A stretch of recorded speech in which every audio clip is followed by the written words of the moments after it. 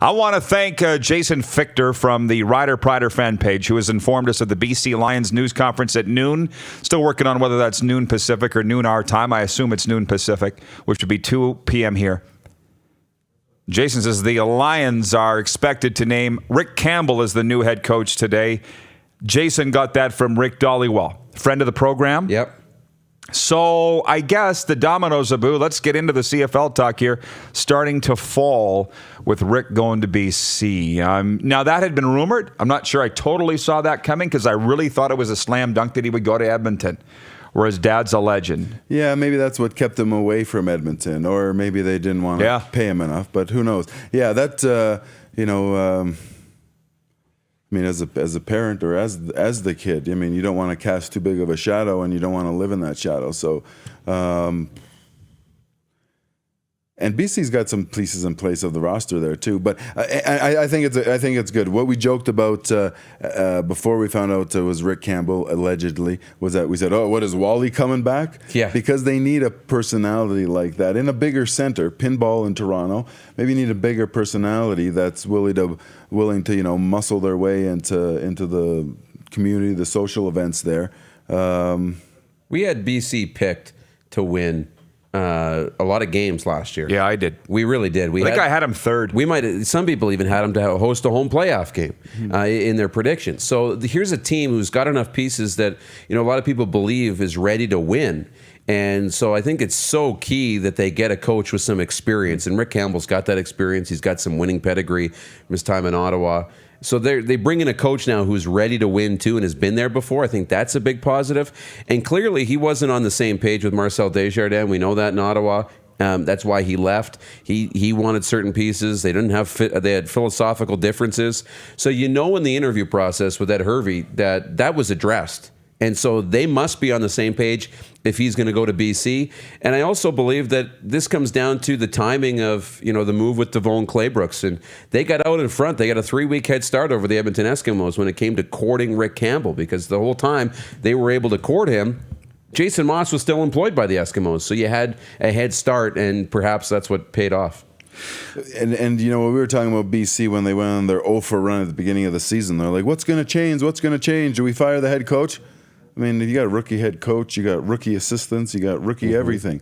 It's pretty obvious to know where your holes are. Is that it wasn't the players necessarily, it was the coaching staff, the lack of leadership. There's nothing against that. When you're a first-year head coach, you need to surround yourself with people that will lead you. You can't be threatened by guys. You don't want to get guys that are younger than you because you want to be the leader and be the loudest dog in the room. All those younger guys, they're all looking up to you. Like when things go south, which they did, they looked at Devon and say, "What do we do?" And Devon says, "I've never been here before." Hang on, let me go talk to Dickey. Let me go talk to Huff. Let me see. No, that's not happening. So for on BC side of the equation, it's. They needed a strong person. They needed a CFL person. They can go out and grab someone new to kind of navigate their way. Rick knows what he's doing. He has he has a blueprint for what he likes to do and what he doesn't like to do. And although I've never been led by him, I understand he's a really good leader, and that's what this organization needs. Let me interject one thing. And John Meisner, watching in Salem, Oregon, I'm going to get to your comment about the NFL Sunday yesterday because it's a good one. Two things. One, I did hear that the Argos coaching staff was told that they would know their fate prior to Christmas. And actually it was an early December date. And I think with Mike O'Shea coming out on Friday saying the chances are high that he'll go back to Winnipeg, that in turn means Corey Chamberlain will stay in Toronto and all those coaches can have a holly jolly Christmas full of candies and nuts. And not lumps of coal. I'm really surprised O'Shea didn't come out and say, I really want to go to Toronto, but I'll maybe if I go back to Winnipeg, that'll be okay too. That's not what people say. They say, I'm very happy. So how are you and your wife? How are you and your wife? Oh, we're very happy. We love each other very much. Oh, we never knew you were going to get. So Argo coaches come out and say life's perfect. Argo coaches have been given a date as to when they'll have their future dictated or told to them. Will today's news in BC with Rick Campbell have anything to do with that? Probably not. But Wayne in Victoria, BC is watching, and he wants you to clarify something that I would like you to clarify. He says, Abu, maybe Rick Campbell isn't a personality, but he's a winner.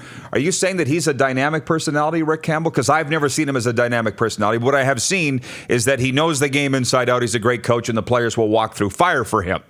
But he's not the most quotable guy. So are you saying he's a personality that can sell the game in BC or not?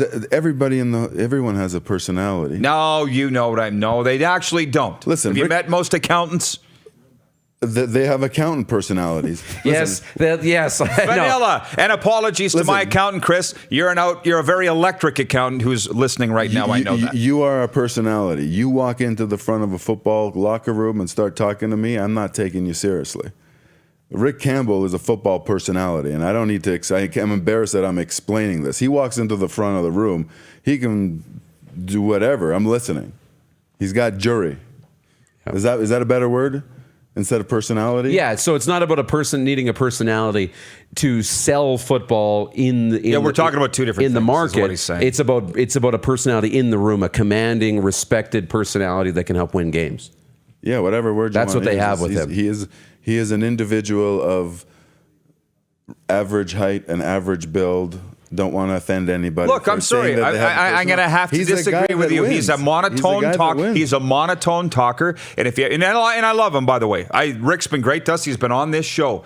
But his questions very regularly are, this week we're playing a team that's very well coached. We're going to have to mind our P's and Q's. We're going to have to play mistake-free football because they're a well-coached team. Yeah. We're not looking for him to be a radio personality. We want him to be Some teams are. He needs to be a football coach that's going to get that. But do you see the difference between what we're talking about here? I don't know. You're saying it's not important that you're a good interview. It's important that you win, is what you're saying. Right. Yeah. And he'll do that. I think he'll do that in BC for sure. I think he'll win football games. And instantly, BC comes right back on my radar as a team to watch next season. If it's Rick Campbell, it's the head coach. Yeah, sure. Let's get some offense and defensive lines and all that other stuff to go. If you have a choice, let's just say that Rick Campbell had the choice between Edmonton and BC. We don't know that that's the case. Maybe it's not at all. But do you not think Edmonton's a little further ahead talent-wise than BC? Yeah, and a little more stabilized roster? Do you want the pig or the lipstick? You got to have some good makeup, right? Because that's what goes on the pig, and that's what BC does. I want a pig that doesn't have to wear makeup. They got a good offense and defense. Don't we all? Right.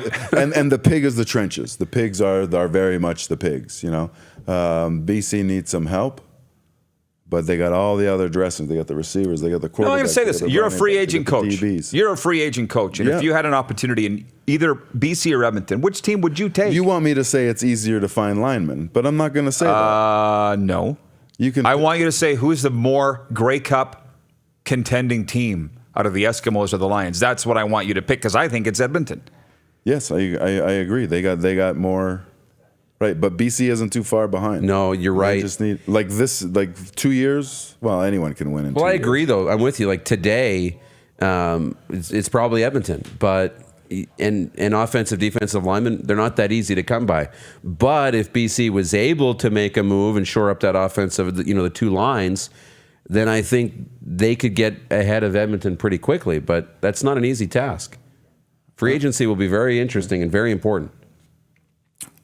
Yeah, I'm not a huge Trevor Harris fan either. Oh, that's just true. Because I will give you this credit as a guy that might know a thing or two.